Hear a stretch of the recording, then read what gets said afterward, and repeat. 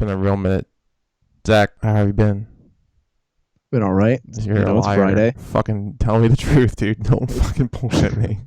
If I told you the truth, I'd have to kill you. So that's not gonna happen.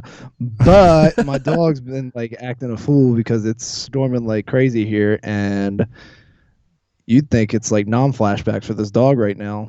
She was under my feet for a little while, so she may ricochet some things loose. So be advised. She is, like I said, acting a fool. So um, things may get a little weird. Sounds like you're in the middle of Nam in Jersey with Well, how scared she is. is it not raining? It was for a Okay. hot second. I just watched everything blow away, furniture wise outside, and just said, "It's Actually, let me tell you one thing. Completely off topic, but I I feel like it's necessary. I would hope so." So I was watching. I go on YouTube and I like poke around while I'm Mhm. on here, because you're kind of boring to talk to. So I need something to entertain me while you ramble.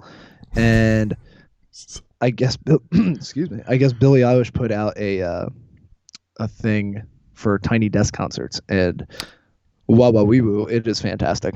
Wow, I'm definitely gonna have to take that into consideration. Yeah, I'm not gonna lie. Like people talk a lot of smack about her. I think she's incredible.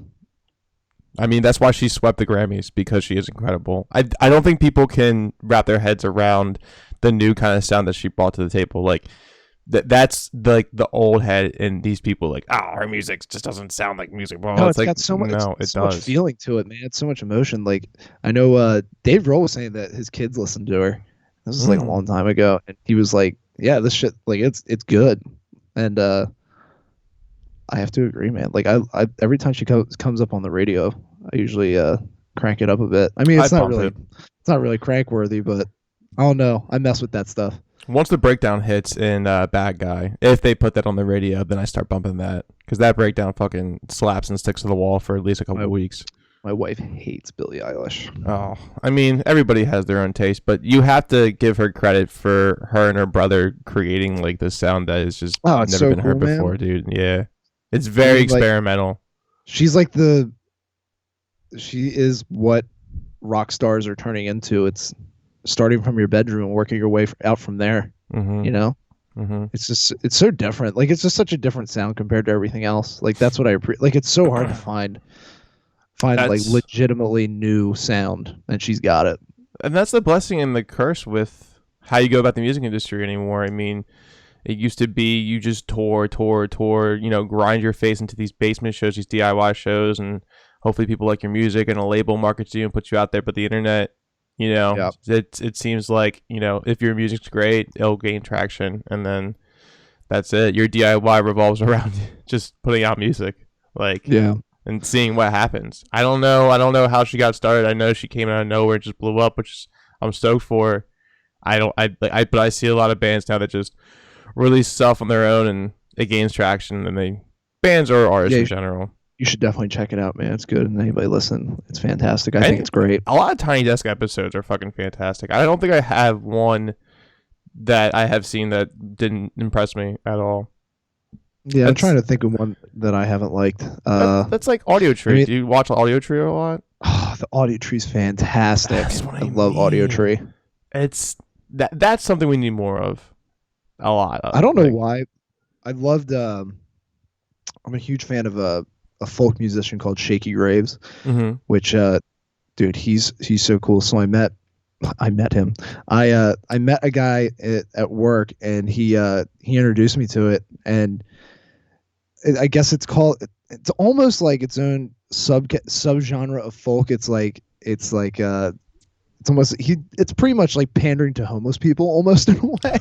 What the fuck? So like to give you like kind of context on what this guy does, and anybody that is listening that is into that kind of stuff, even if you're not into it, if you're just into music in general and can appreciate like just talent, like even if you don't like the sound, watch Shaky Graves, because especially on Audio Tree. So what his thing is he started out playing out front of like shows, like for instance like Mumford and Sons. Like say what you will about them, I'm not a big fan of them, but Not bad. I mean, you they should have take that that statement back, but whatever.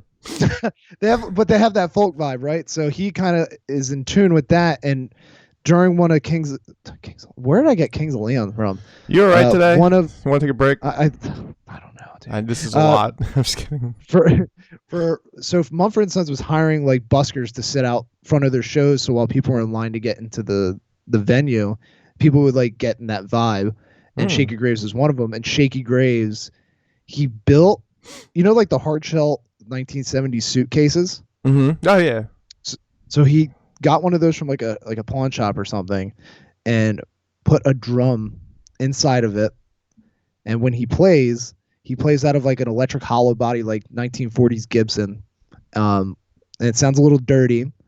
And he will have the suitcase behind him upright on its side with a kick, and he plays percussion with the guitar, and he sings at the same time. But it's very like just muddy sound. Oh, it's yeah, so it's like got like an edge to it.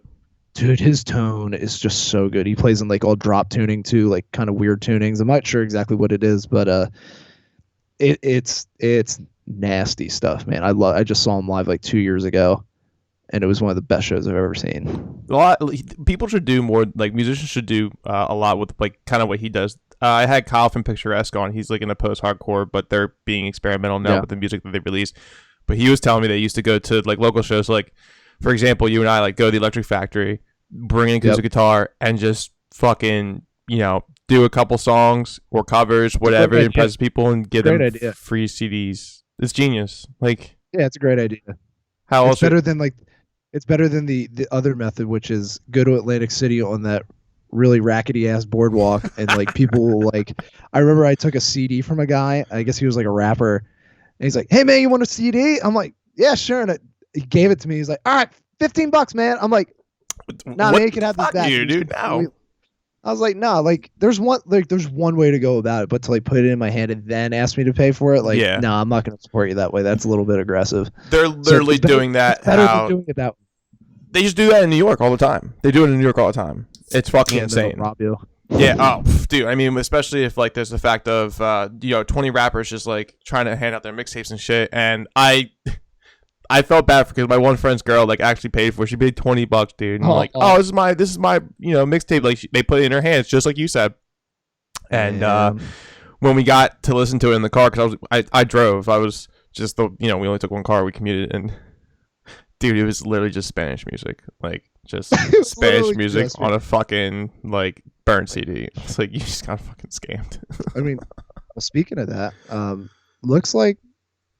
I mean, the drive-through thing's really picking up. A lot of artists are going the drive-in method, and it's pretty legit, man. It's actually cool seeing people put dates together.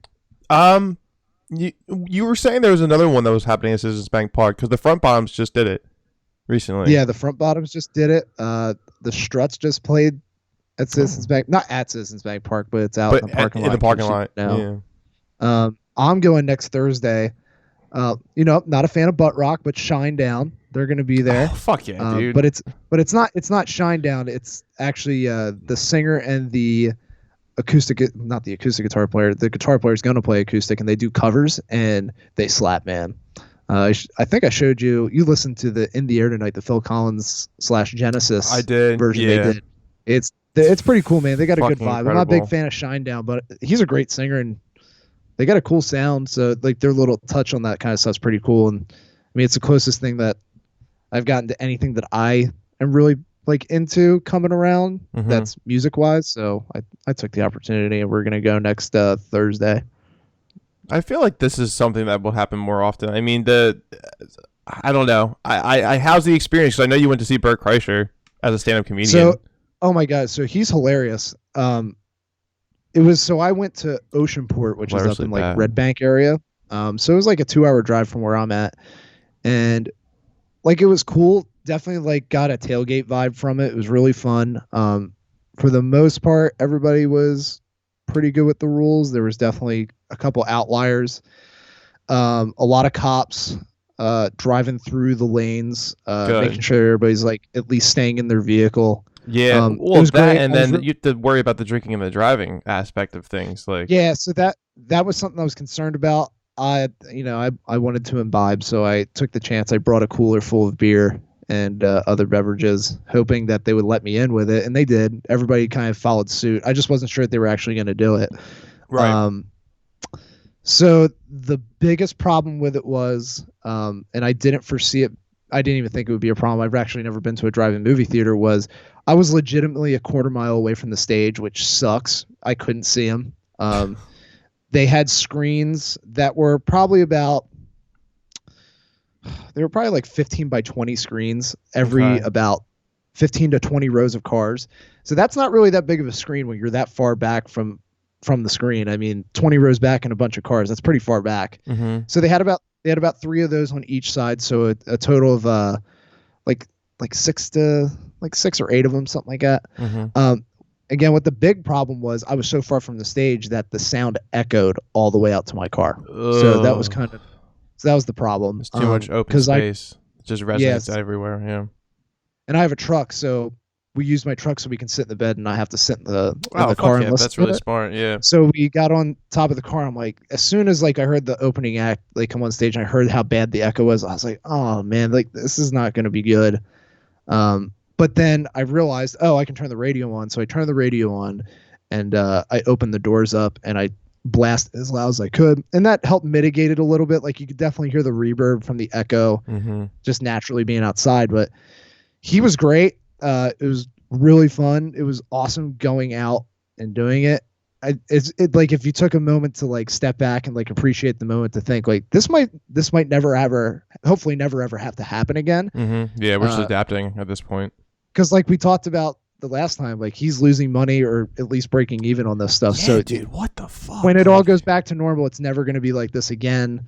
So it was like, even if it wasn't the best show, it was still really neat to like be a part of that. So years down the line, when I'm old and gray, I can say like, yeah, I was at like one of these drive-in shows when they had nothing else to go on. So and props to him too, because I don't see like just in stand-up, comedians in general, like the bigger ones, like I don't see Joey Diaz or Whitney Cummings or Tom Segura. I don't see any of them doing that. I mean, Bert seems like he's the only one that's actually trying to put this. There's a couple doing it. Nikki Glazer's, she's gonna be there. I think like next week or something like that. But they're starting to come around to it. I know Bill Burr just did Dave Chappelle's thing out in Ohio, which there's like not a lot of details about it, but it's apparently like hardcore following the rules and like in an open field. But it's an intimate setting, and like they're implementing those 6 feet distancings like to a T, and you have to wear your mask. Like I think when you're sitting down, you have to wear the mask. Like I saw the video of Chappelle when he was talking about like the Black Lives Matter whole. It wasn't even a bit. He just wanted to talk about it, and it was like really sincere, and it was really like touching. 46 seconds, I think it was, for the George Floyd stuff. Holy shit, dude! Like, yeah, that was powerful stuff. That is powerful stuff. That man is a goddamn legend. Like that was just literally. It wasn't even stand up. Like I initially when it dropped, everybody's like, "Oh, freaking Dave's doing stand up," and then it was just like a spoken word. We need more of that. Masterpiece. Yep. Yeah. Yeah, we need more of that. Like, but guys like him transcend comedy. Like it's a very select group of people. He's like George Carlin, God, rest in peace, Dave Chappelle, and for some people, Bill Hicks. I'm a Tool guy, so Bill Hicks obviously is a big thing for me. I'm trying to think of the people who transcend comedy. There's not a lot out there. I mean, you have your different genres. I think you're on the right track with me. Like thinking about it, like I don't transcending comedy in terms of like obviously like Kevin Hart's huge, but I don't think he transcends comedy. I think he's a great comedian. I think he's like the top of the food chain for comedy, but he's like when Dave Chappelle speaks, it's almost like listening to a lecture. Yes. Yeah. Like you're literally sitting at your fucking college. I feel like I learned something when I listened to him speak. There's a lot to learn with him. I mean, let's take a vote on this. Did Dane Cook fucking transcend comedy? I don't think so. Nah, dude, I don't think so. He's funny as shit though. That I know. Thing, I know, man. That was like the funniest. Like I watch it now and it still holds up. That shit was so funny. He had his own fucking thing, man. Like just the shit that he would say. I think it was just his mannerisms the whole time through his skit. That's exactly what it was. It was the way he said things and how he said things. It was exactly shit what in and around the made him coats. so The coats, like, Dude, and, like the camera work for Vicious Circle, like when he was doing like the quick movements and like the like get like moving all around for his jokes, like and the yeah. camera would like peel behind him while he like would turn behind himself, and it was, oh my god, it was so great. Well, Kevin Hart has the same, like he's very like he's very animated when he's up there on stage too. With when he does these huge fucking stadium shows for stand-up comedy, and Dave Chappelle's like, what the fuck? Like his kid loves Kevin Hart. Did you hear him talk about how his kid loves Kevin Hart and all that shit? He talked about it. He's like, motherfucker, like, are you kidding me? Like, this dude selling out stadiums. Like, it was cool as fuck. I don't know if it was in his I think it was in one of his Netflix stand-ups, one of his Netflix specials, but yeah, he was just like, this is what we're going to? Like, damn, I should never have quit. Like, I know. Should never went to Africa. Yeah. Should just stayed the fuck here. Yeah, Dave literally transcends comedy, in my opinion, because like his last Netflix special, it just like you, everything he says has validity to it. The stuff he makes a joke about, like the very touchy topics. I mean, especially him being a black man, like he's brought awareness to things for me, like listening to him speak and his take on things. That like for me, it's really weird to think about it. Like that's the community I go to really get like real life, real person perspective on like what's really going on. That's who I assimilate to as comedians, very more than like anybody else. Yeah, and coming from his perspective, like there's a lot of things that he's going through and things that he's discussing that like I will never be able to understand, or you won't be able to understand. So taking it into perspective and kind of dissecting it and like listening, it everything he says just makes fucking sense. So I take everything he says, like, to the extreme, like whether it's like his comedy or it's a lecture that he's basically putting out there for, the right of Black lives and everything that's going on, tries to, and he tries to like put in these quirky jokes through as he does it. But it's like you laugh at these when he does it and it's like, wow, but he's not fucking wrong. Like, that's so true, dude. Like, I can't that's quote, like, but that's why like for me, I never got into Jon Stewart till very like later, like towards the end, unfortunately, like towards the end of his days on that show. Yeah, but Daily I had a teacher of mine that kind of I was in like a political science class or something like that, and we were getting like these deep political discussions, and usually that can go one way or the other. But he would always talk about Jon Stewart. He's like, where the best source of news to get is from? And we all asked where. And he's like, Daily Show. We're like, that's kind of weird. Like, where's the punchline for this one? And he made a very good point, actually. And I never watched the show up until this point. I went home that night and I watched it. He said, in order for that show to work, in order for it to be funny, it all that satire, it has to have some truth to it, and that goes along with any joke. But once I thought about that, I'm like, oh, okay, so they are talking about real issues. And then I like clicked on the channel to Comedy Central to watch it, and lo and behold, like they would always have a point to make with everything that they were making fun of. And the reason why it's so funny is because it's like so batshit insane that it's like too funny to be true. Yeah, and you don't want to. It's not that you don't want to believe it. It's like, nah, this can't be real. Like, there's no way. Like that, whatever they're saying is true. And then 2 seconds later, obviously it is true. Like they'll pull clips and everything, and but they put into a context where it's fucking hilarious. But yeah, you're right. Like he was. I mean, The Daily Show now, like it's pretty funny, but I think Jon Stewart like really capitalized on like political humor at the same time of like expressing these issues that we have between both parties. I think he was more like, it's not that he was more left or more right. I'm pretty sure he was just a neutral.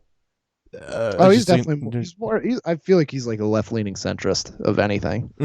Yeah, which is kind of what I feel like I am. So yeah, I mean, with regards to that, like he just he wants to bring out the light of the problems within politics and the government, and just not have expose a good laugh, but man. have a good laugh about it. It's like, it's fucking goofy, dude. Like you got adults fucking up. You got adults like running things that are incorrect, and maybe they shouldn't even be in the government, but they are somehow.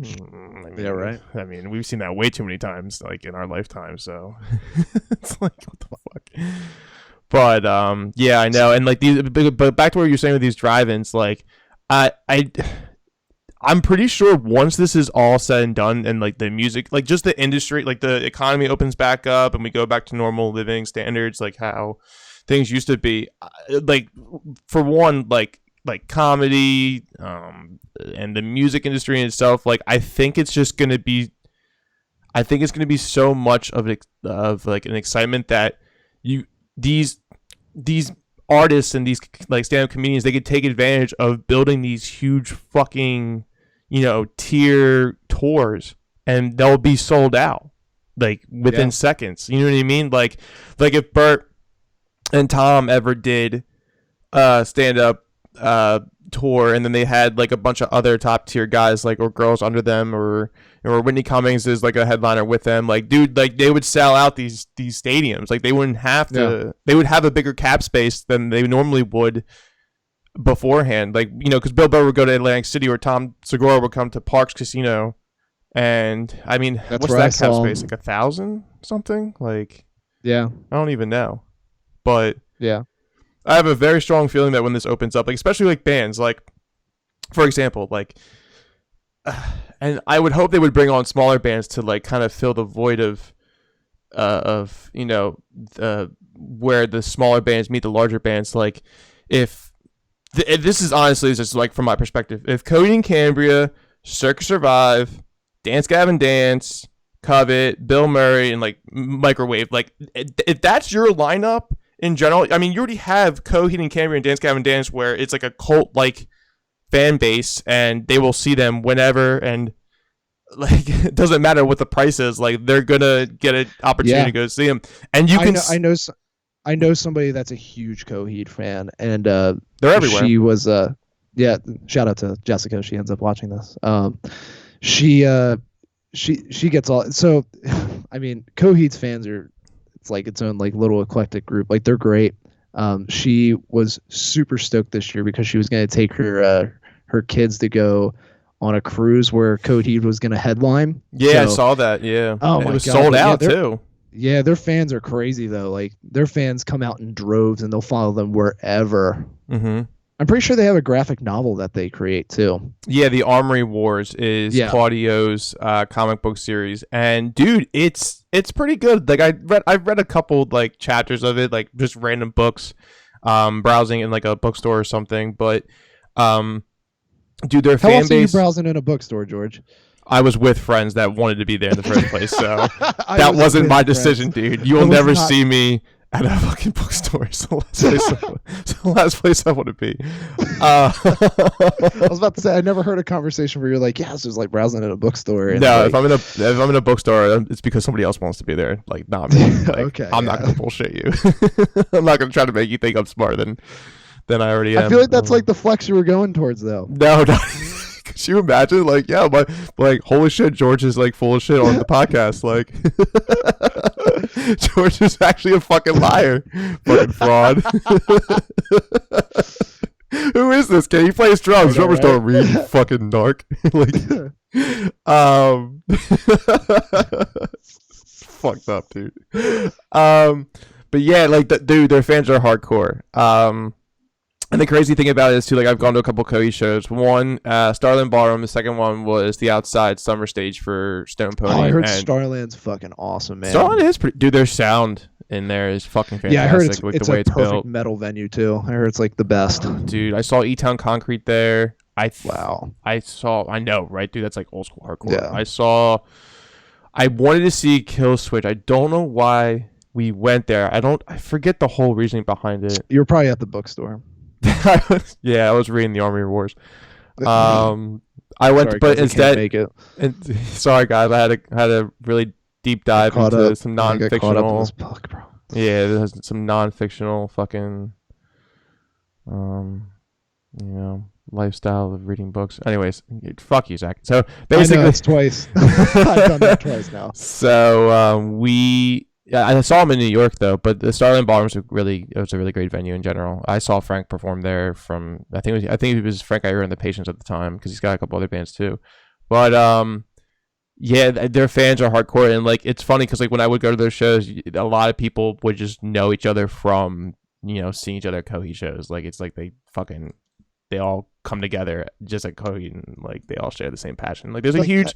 they're the new Pearl Jam, man, or Pearl Jam, Dave Matthews Band, Fish. Yep. They just Right. had that huge following, and like there's a whole group on Facebook for it, and you know they're very active. It's a very strong community, which is fucking cool. I like that. I appreciate that.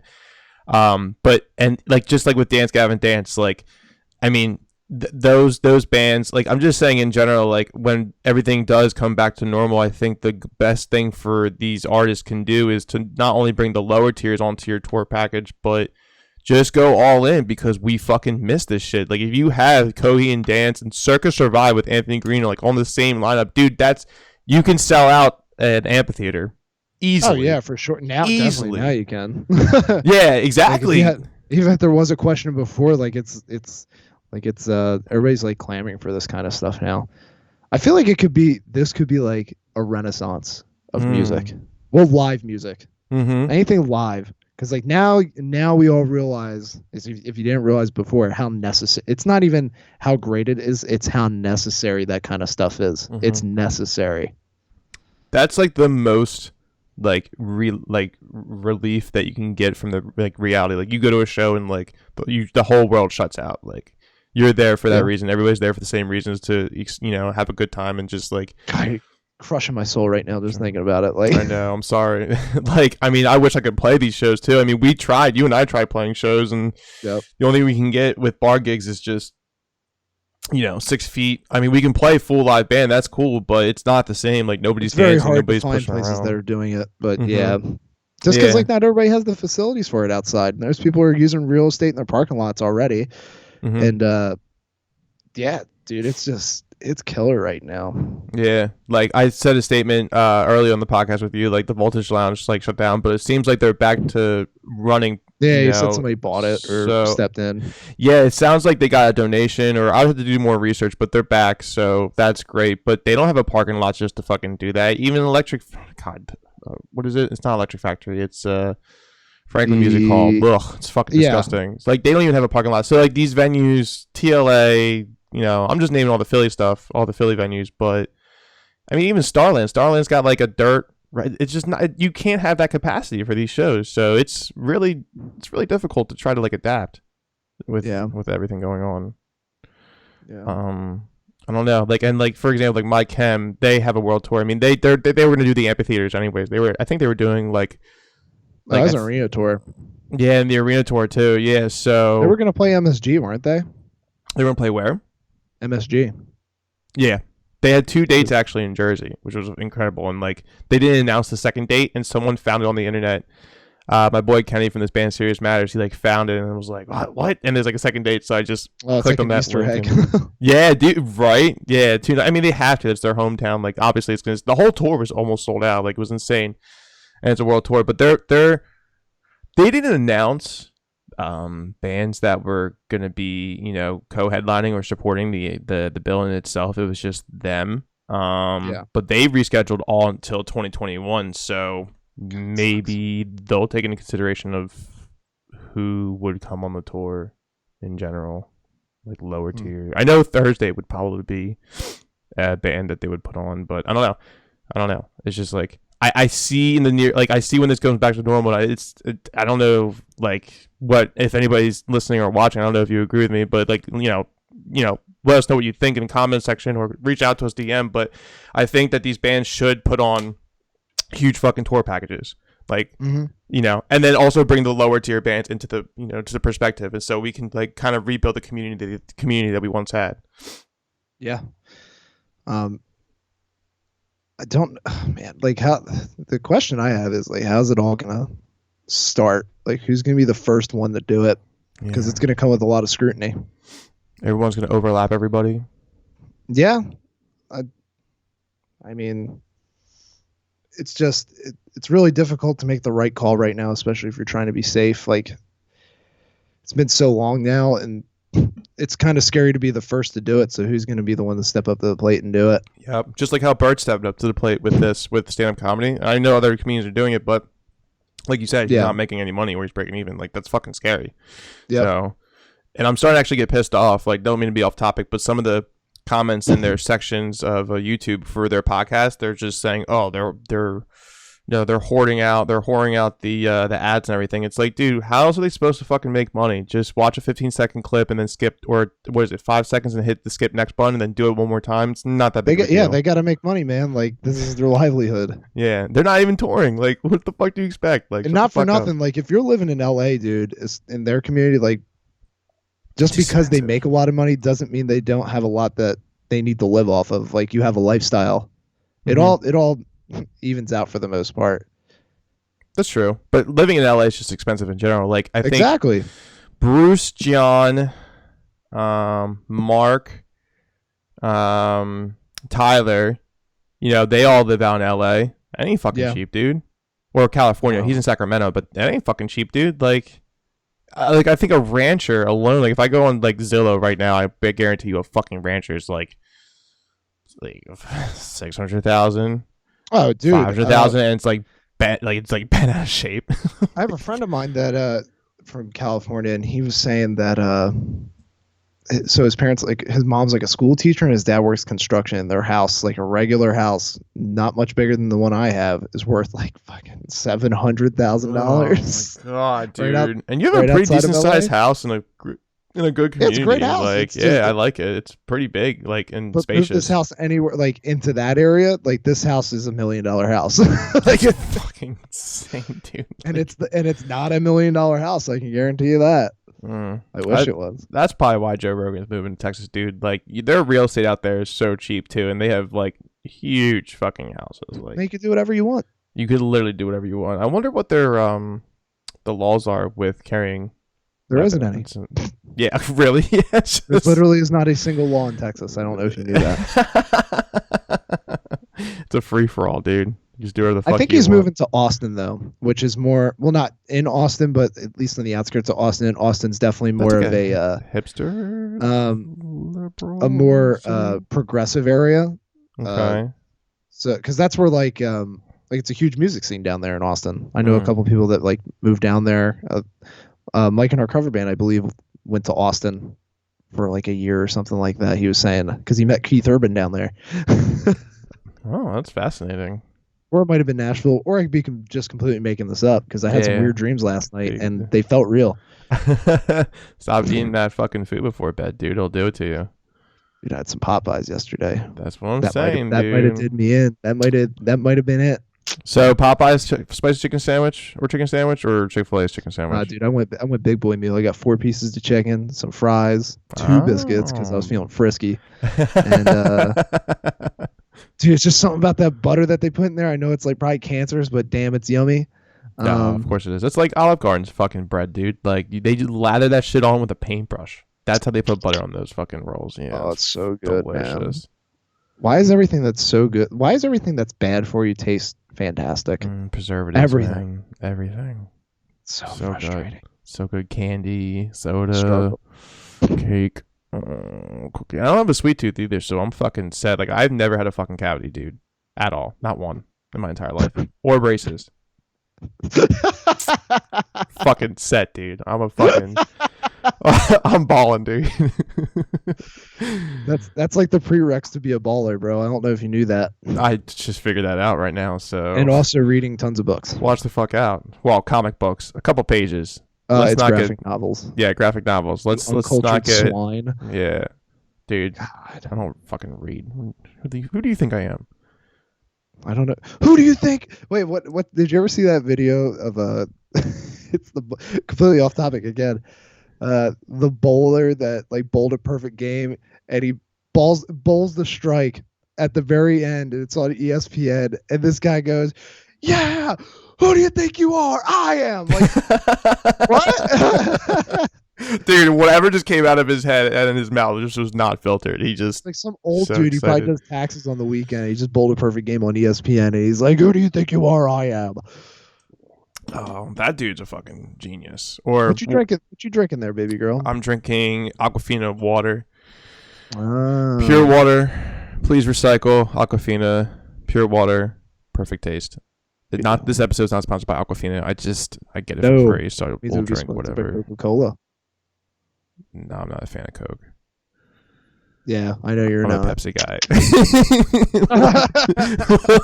We'll not dive too deep into that, but That was a nice little drop there. Nice. yeah, nice.